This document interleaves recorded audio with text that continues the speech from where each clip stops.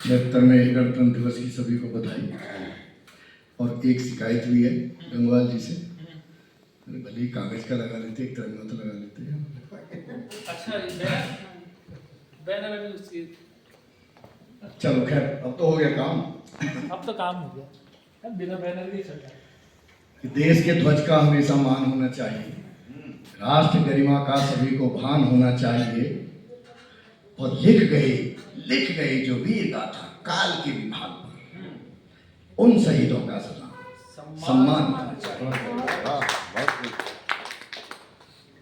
शायरी के अखाड़े के कई पहलवान पहले आ चुके हैं यहाँ और मेरा नंबर आया है, इसलिए वहीं से धीरे धीरे शुरू करूँगा कि धरा का मान बढ़ता है, गगन की शान बढ़ती है। धरा का मान बढ़ता है, गगन की शान बढ़ती है। शहादत ही किसी भी मुल्क की पहचान गढ़ती है। शहादत ही किसी भी मुल्क की पहचान गढ़ती है। और एक नई बात कहने की कोशिश की है, अपनी अपनी जिंदगी सब परवान चढ़ाते हैं, लेकिन पूरी दुनिया के अंदर एक ही काम ऐसा है जहां मौत भी अमृत को प्राप्त होती है। क्या बात है कि शहादत ही किसी भी मुल्क की पहचान गढ़ती है। और हकीकत है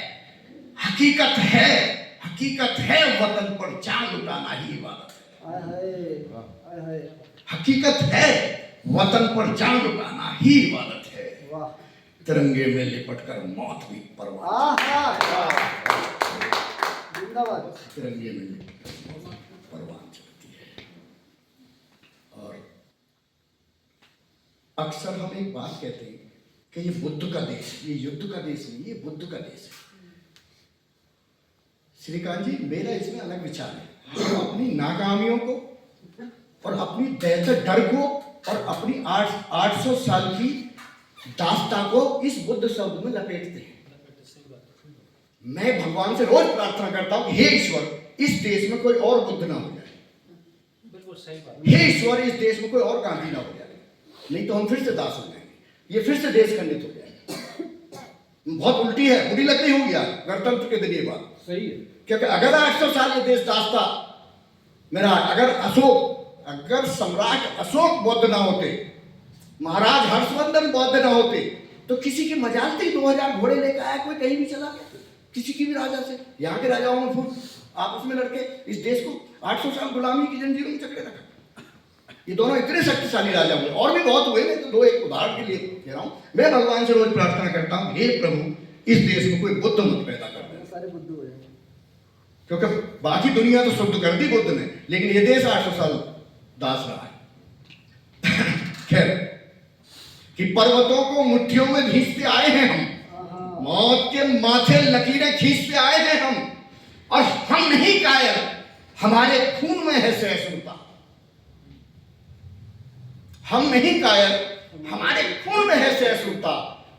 देश की माटी लहू से सींचते आए हैं, देश की माटी लहू से सींचते आए हैं हम। क्या बात है।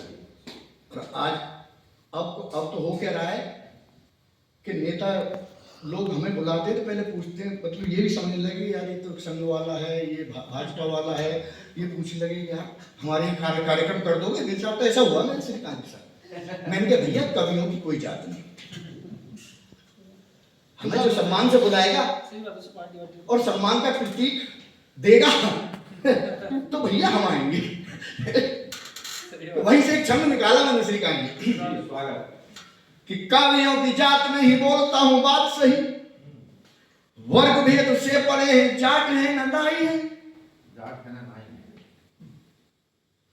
कि कवियों की जात में ही बोलता हूं बात सही, वर्ग भेद से परे हैं, जाट है न नाई है।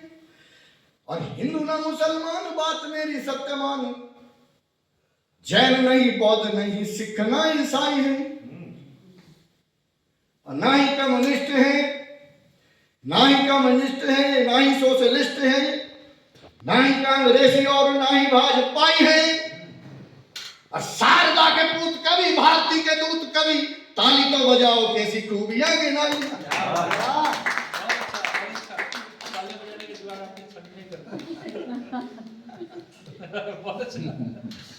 मांगनी ना पड़े अलग से, इसी में जोड़ दिए। कि प्रथम करे नवार दूजे सहे ना प्रहार, प्रथम करे नवार दूजे सहे ना प्रहार, यही सभ्यता का सार, यही है बखान, विश्व में बखान है यही मेरे हिंद का, और संस्कृति का आधार सभ्यता का है श्रृंगार।